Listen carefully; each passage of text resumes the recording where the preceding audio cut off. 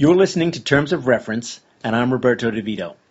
A few months ago, I ran across a book called The Voluntourist by an American writer and editor named Ken Budd. In 2005, Ken's father collapsed and died after a heart attack, and with his 40th birthday looming, Ken had a few questions about his own life that suddenly seemed more urgently in need of answers. The book covers his adventures as a voluntourist in 6 countries, travels he made with and without his wife Julie, in pursuit of the answer to the question, what am I doing that matters? The book is very, very honest, uncomfortably so in some places, and it's a great read. Ken, thanks very much for being on the show, and before I ask you if you found the answer, can you tell me why you thought volunteering, rather than, say, motorcycles and mistresses, was the right way to handle your midlife crisis? Well, both of those options are very high maintenance, I think. I was looking for meaning, and I was trying to do, as you said, something that matters, and really there was a lot of serendipity involved here. I through my job, an opportunity came up to volunteer in New Orleans, and it was about 9 months after Hurricane Katrina, and without even thinking about it, I took it. And that sort of started the whole thing. There was no grand plan here to go off and try and save the world. It just sort of happened. Well, with the Katrina volunteering, what exactly did you do? I mean, I've read the book, so I know, but for listeners, what was the job that you went down there to do?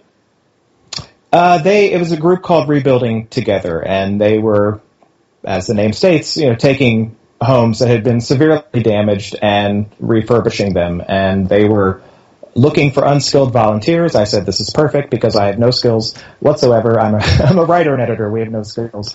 But I was impressed by the operation because they have contractors and skilled people who come in and do the serious stuff, and they redo the wiring and the carpentry, and people like me, they're gutting the houses, they're painting the houses, they're hauling garbage, which really did fit my skill level. But it was valuable work, I think, and through everywhere I went, there was an intangible quality, and part of the intangible quality there, I think, was just seeing what this area was like, because a lot of people had already forgotten at that point, and then you go home and you say, I've been there, and this is what I saw. And, at that point, too, there weren't a lot of tourists in New Orleans yet, so it was important for the restaurant owners and the hotel people, and you could see it. They were thrilled that you were there, and I have never experienced the lovely service at an airport as I did from the TSA people in New Orleans at that point, because everyone was just happy you were there. I live in Japan, and after the tsunami, I was up there within a couple of days shepherding a European journalist around, and then I went up again a handful of other times. And 2 things occur to me. One is that although many, many foreigners, resident foreigners I know here, have been up to that region to volunteer and just to check it out, not so many Japanese I know have done. So that's kind of a weird thing that I don't understand. But the second thing is that I tell all of my Japanese friends and acquaintances, you've got to go and bear witness, because it's just an astonishing thing, nature's power, and nature's power over us and the communities we build, and, you've got to see it.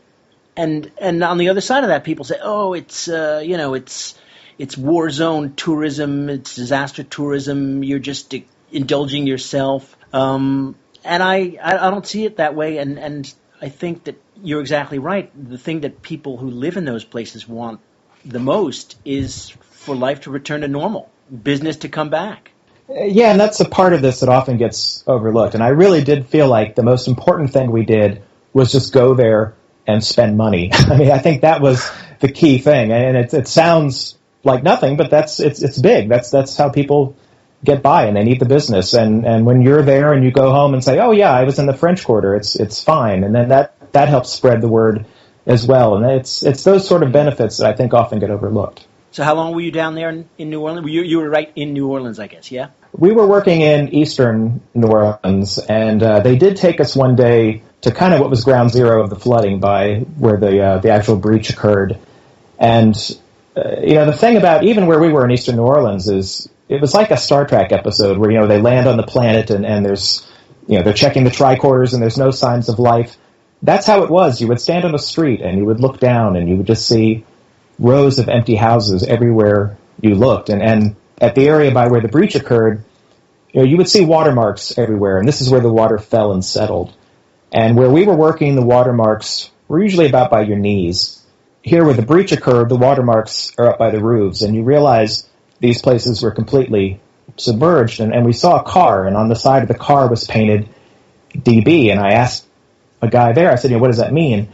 And he said it means dead body. And the thing is, when you see that, it kind of makes the work more important, but it also, for me, I've made you feel even more inadequate. So it was a very humbling thing. And I wondered about the disaster tourism aspect of it. And I had heard at the time there were bus tours that went through there. But I sort of agree with what you said. It's important for people to see this and understand it and to empathize and to look for ways to help out. Did you, I read in the book that in a couple of the places that you did work, the homeowners stopped by or they were there helping at the same time. Did you have a lot of chance to talk to New Orleans natives? At that point, 9 months after Katrina, were most people back in their homes, or I guess not, because they had to rebuild their homes totally? Most people were not back, and I had enormous respect for the people who did come back, because at that time, if you were living in this area, none of the businesses had come back.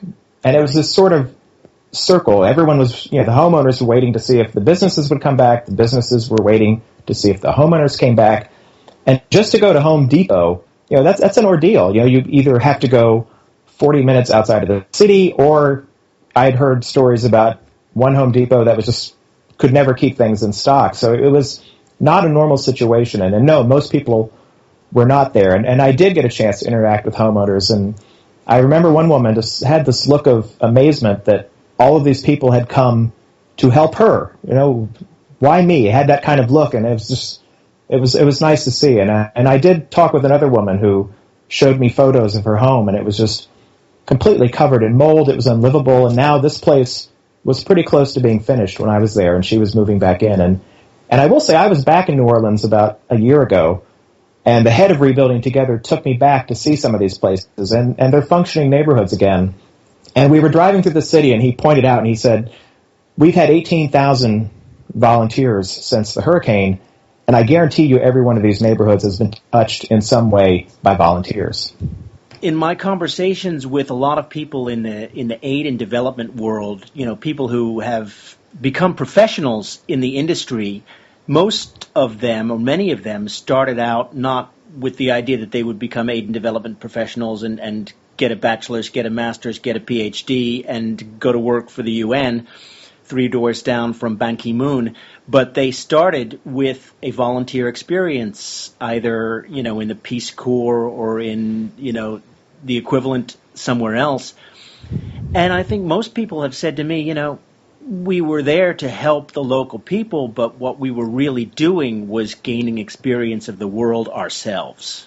And maybe showing the locals that if we're Americans, we're not wearing cowboy hats and carrying 6-shooters, or, if we're Chinese, we're not, et cetera, et cetera, et cetera.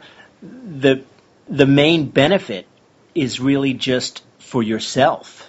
Yeah, most volunteers that I've met say in very humble terms that I benefited more than the people I was trying to help. I'm sure it's true. And I mentioned the intangible qualities, and you sort of touched on that. To me, the biggest benefit was always that, especially when you're in another country, they're learning about you, and you are learning about them. And it changes the way we see each other. And it sounds very kumbaya, but yes, there really is truth in that. And I saw it again and again. That's what many people have said to me, and it's probably in great part why the Peace Corps was initially funded. People disparage volunteerism, especially international volunteerism, but the U.S. State Department, for example, just spends hundreds of millions of dollars on cultural outreach to try to persuade people or communicate to people that Americans are not the monsters that our television exports show us to be. Well, it's interesting you say that, because when I was in Costa Rica, I was told by a local gentleman that most Costa Ricans think Americans are lazy, and I thought, how can this be? We have the American work ethic, but it's exactly what you just said. It's what they see on television, and that's how they form their impressions. And so they see a show like Friends, and everyone's sitting around drinking coffee, and that's their experience. But when you're there working with people, and you're eating and laughing and sweating, and it just completely changes how we see each other. Right. So Costa Rica was your next stop after New Orleans, and you said New Orleans, you had the opportunity through work to go there, and then so you did, which probably many people would do. But I guess between that and the next destination, you developed the idea of doing something a little bit with broader scope. How did that come about in your mind, and then how did you go about choosing destinations and maybe shaping the project? Again, through my job, where I was working at the time, they had a kind of a mini sabbatical program, and if you'd been there 7 years, you could take 4 weeks. And I added 2 weeks of vacation. I had these 6 weeks, and I thought, after seeing how my dad died so suddenly, life becomes very precious. And I thought, I don't want to spend this 6 weeks, eating Cocoa Pebbles and watching South Park. Not that there's anything wrong with that.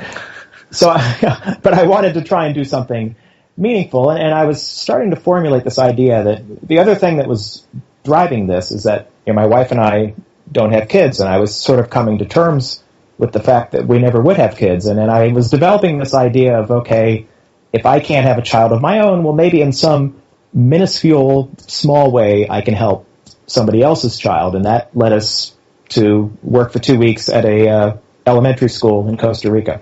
Why Costa Rica, or? We were just, at the time, it was someplace we hadn't been, and it just, there was no, again, deep logic to it. It just, later on, I was more conscious about where I wanted to go and things I wanted to do. But in this case, we were looking around, and it just sort of spoke to us. And so what sort of stuff did they need to have done in an elementary school in presumably rural Costa Rica? We were teaching English, and then what the principal, he and I were sort of able to communicate. My Spanish is so-so, his English was about the same, but we heard him telling the kids, you need to learn English, it will help you in life, and it will help you economically. The tricky thing we had there was that we thought we were going to be teachers' assistants, and we got there, and I remember thinking, where the teacher is. And then the woman at the placement sort of dropped us off and was like, okay, Godspeed.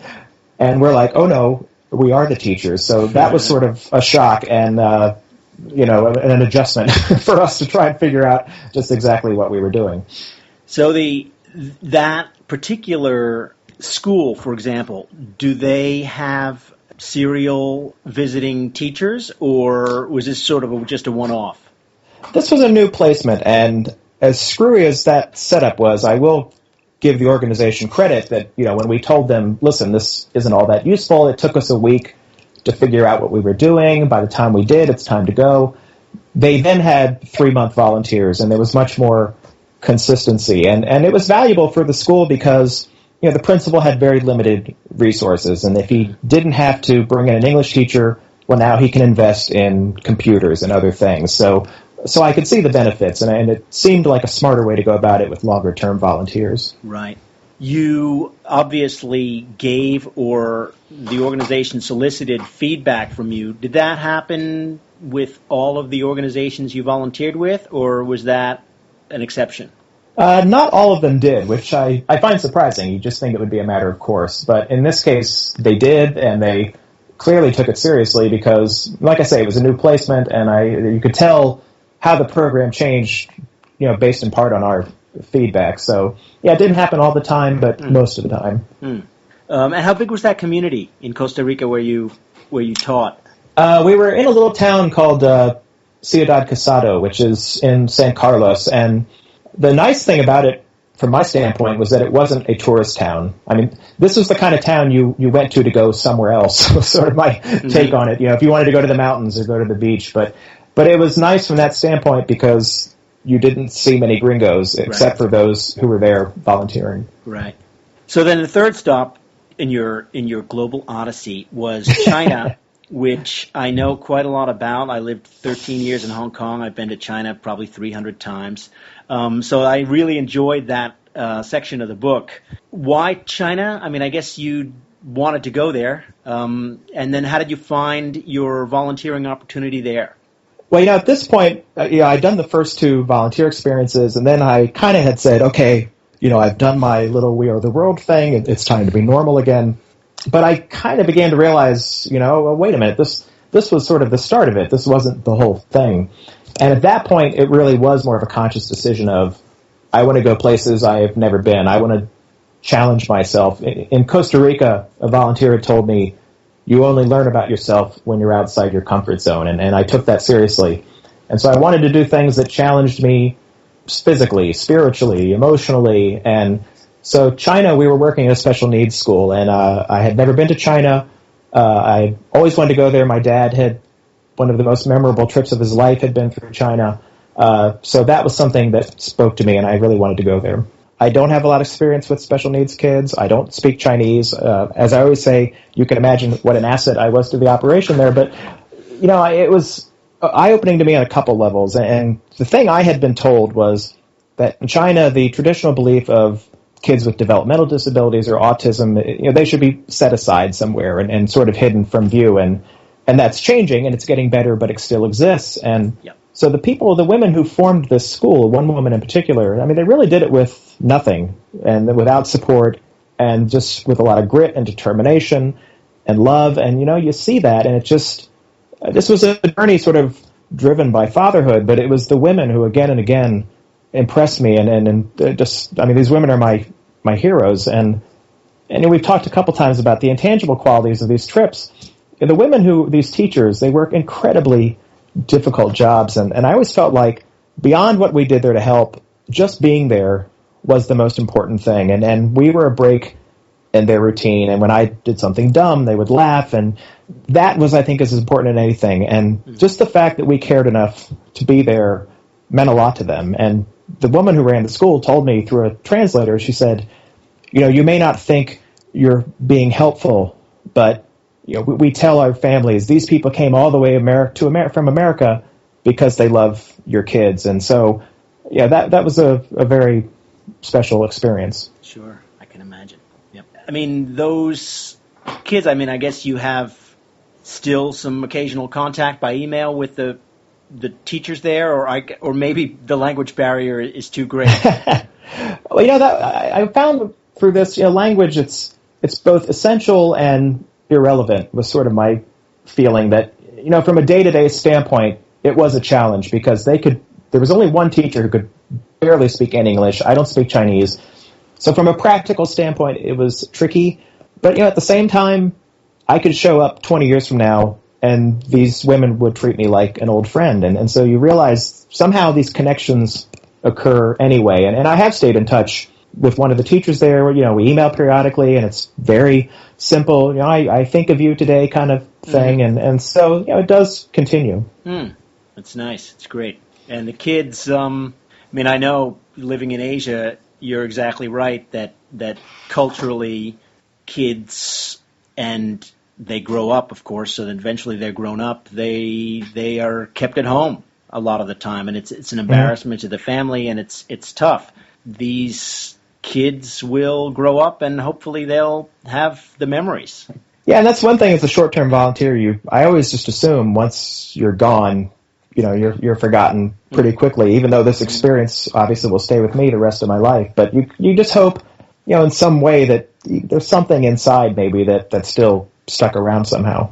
Well, I doubt that those kids will forget. It's not every day that you meet a big-nosed foreigner from from America.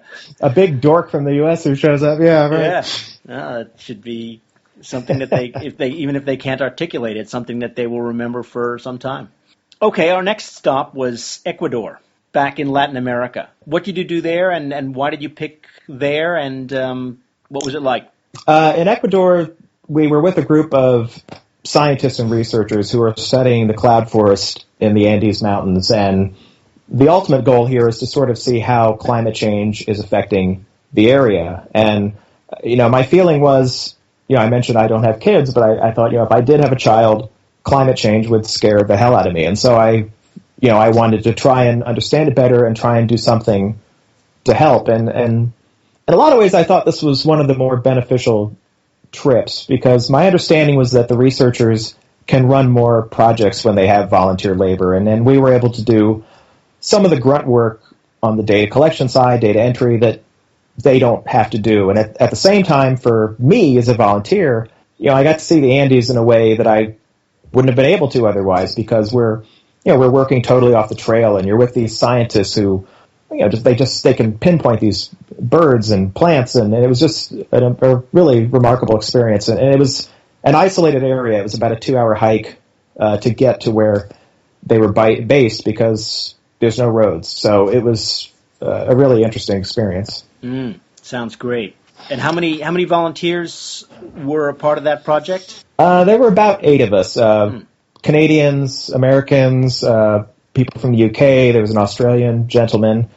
And that's the other thing that's interesting is, when we were talking about interactions, it's not just the interactions between you and the locals, it's the interactions between the other volunteers, and it's even just Americans. So, you wind up talking to people from, I'm on the East Coast, you talk to people from the Midwest that you wouldn't talk to otherwise, and so there's this sort of melting pot experience that happens on multiple levels. The 5th stop was Palestine, and that was also an interesting one to read about in the book. How did you choose that, which seemed a bit of an outlier in terms of, destination and experience and hardship, to be honest? And what was it like? I really struggled with that experience for a long time. I said in the book, I think I went with a fairly American attitude of what the Israeli-Palestinian conflict is like, and to see up close what these people deal with on a daily basis, it changed my view, obviously, of that area. And the funny thing is, it's, we think of it in terms of, the bombings and killings, but a lot of what they deal with is just annoyances on a daily basis. And when you go through the checkpoint, to get into the West Bank, and you would see that a lot of Palestinians work in Jerusalem, and so every day they go through this. I always tell people it's like going through the worst airport security of your life, but doing it 2 times a day, every day. And it's just all of that sort of things. People getting stopped for no reason. It's just a thousand inconveniences. And I think the experience that really captured what it was like for me was in Hebron. And we walked through a market. And the thing with Hebron is there's a very small, powerful pocket of settlers there. And we walked through this basically now deserted market, but there was a fence over our heads. And the fence was there because the settlers in the building next door throw their trash down on the Palestinians below, and the fence is there to catch the trash. And so you see that, and you just think, you have a certain sense of hopelessness, but again, the thing I sort of clung to was that, you were talking with these Palestinian people, and then it was changing how they see Americans, and then this ripple effect continues even today. I still stay in touch with these people, but it was a difficult experience. Yep. Okay, last one is Kenya. The Kenyan experience also sounded a bit seemed a bit different to me to the other 5. I mean, Kenya, great place, but I didn't really understand how you'd ended up there from reading that introduction to that section. The thing with Kenya was, a lot of what was driving this was not having children, and in Kenya we were working at a children's home, and we were working with all ages of kids and with infants, and from my own selfish standpoint, I think this was a way to kind of confront that. And again, I had been thinking all along that I wanted to try and help someone else's child, and as I'm sure there's often a lot of criticism of people who volunteer in orphanages, some of which I understand, because I worried about it myself. I worried that you show up and make some connection with the kid, and then 2 weeks later you're gone, and maybe that creates this cycle of abandonment. But this was a pretty stable environment. They had mothers who cared for the kids. There was an indomitable woman who had founded this whole place. And, again, for me, it was really a lesson in what people can accomplish when they're just incredibly determined. And that was the main takeaway for me, was just the woman who had founded this home kind of like the woman in China, had done so with nothing other than faith and determination. Right. Well, that leads me to another question, and I just have a couple more. You've had a lot of experience of volunteerism, I think more than almost everyone, because I think many Americans, although many Americans volunteer, many Americans do it through their church or through organized religion, and volunteerism that's not based on that happens much, much, much less, unfortunately. So what I was going to ask is, if I wanted to help people or orphaned cats or whatever it is, because everyone has their own thing, what would you recommend based on your experiences? I mean, should I think about going to Kenya to help orphans, or should I go down to my local soup kitchen and ask them if they need someone to make sandwiches on a Sunday morning? There's a lot of different ways to do it. What do you think? I think on some level it's, I mean, let's face it, on a certain level it's what you can afford. There's going overseas isn't cheap. And, for me, I was in a lucky position that this was driven by not having kids, but by not having kids, it sort of gave me the opportunity to travel because I'm not paying for college education. So part of it is economic. I think ultimately it just has to be what feels right to you and what is the thing that is speaking to you and calling you. And, and I've heard, as I think anyone who volunteers overseas, you hear like, well, we have plenty of needs at home. Why don't you do this at home? And you can do it at home. This is maybe me being Mr. Kumbaya again, but I think my view of home, especially from this experience, is much larger now. And to me, Kenya is home, and Palestine is home, and it's all home. And, I think you can take a broader view. And I certainly think people should volunteer at home, but I think there are benefits to doing it abroad just from what you learn about others and what you learn about the world and what you learn about yourself. Yep. I mean, as a 25-year expat, I certainly agree with you. You get a very, very different perspective. The question that follows on from that is, since doing these trips and writing the book, do you still volunteer? Do you have any local organizations that you support, or are you back to watching cats on the internet and eating takeaway pizza? Once again, fine pursuits. Let's be clear about this. For me, really, I've become a volunteer fundraiser. Part of the deal with the book is that all of my personal earnings from the book have gone back to the places where I volunteered, and that has been, without question, the most gratifying part of the whole book experience, and it's helped me stay connected with all of these groups. So, we're doing a variety of projects. Basically, I used my book advance, which was not huge, alas, but, sure. and when I've been able to sell books, if I give talks or something. So, it's an ongoing effort, and I've been doing some side work to raise money for these projects. And so, we're creating an operating fund for the school in China because they really only get by on tuition. They don't get any government assistance or anything. So it's these types of projects, and that's kind of what's consumed any of my free time over the last, year and a half or so.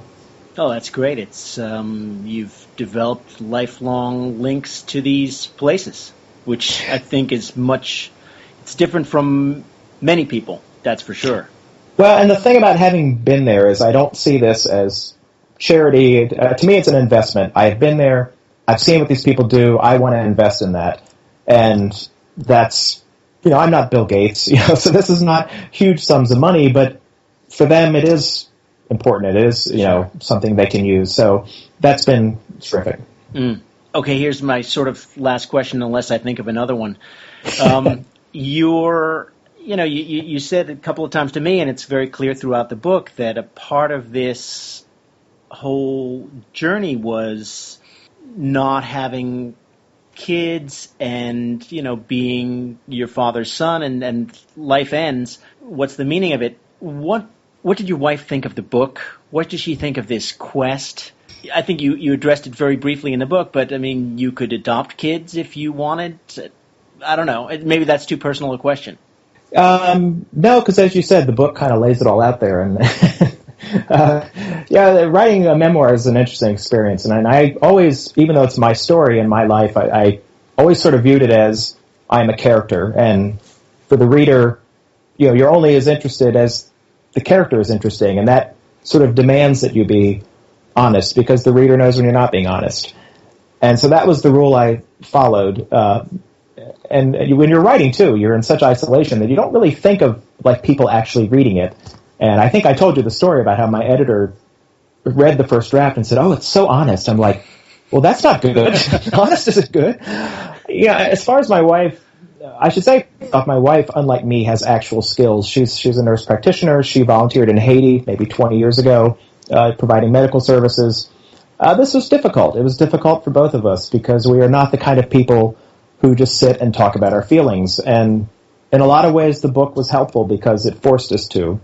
But I should say, too, and this is in the book, when my wife was about 4 years old, her sister was killed by a drunk driver. And then one of her first memories is seeing the look on her father's face when he told her this. And I've always, in my own amateur psychiatrist kind of way, have thought that something told this little girl that, you're not going to put yourself through that. And so I've always thought, she denies it, I've always thought that was part of her reluctance to having kids. But, we're in a good place these days. And I think the book has been a part of that. And, it wasn't easy, but I think the ultimate outcome has been good for both of us.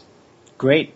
I mean, I really enjoyed reading it and, traveling with you to those places. China, as I said, was probably my favorite, but then I thought the Palestine section was also really, really powerful. And Costa Rica and Ecuador, I would like to go. New Orleans is on my list, and Kenya I've been a number of times, and it's a great place. Very welcoming. Yep. The favorite comment I got about the book was someone told me it's like Mother Teresa meets Groucho Marx, which I love that because I wanted the book to be funny, and I think it is. And there's a lot of fish out of water aspects to this, and so I hope it both touches people and makes them laugh. Yep. I mean, it was a really good read. I enjoyed it. And thanks for making the time today. Oh, this has been terrific. I appreciate it. You've been listening to Terms of Reference, a weekly podcast from aidpreneur.com. Find us on iTunes or at www.aidpreneur.com. Thanks for listening, and we'll catch you next time.